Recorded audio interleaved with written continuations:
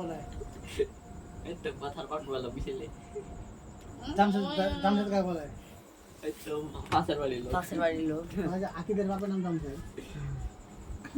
বাস পড়া ছেড়ে দিলে ডুমুরের হেরা পড়া এখন শুরু করতে আপনার ভিডিও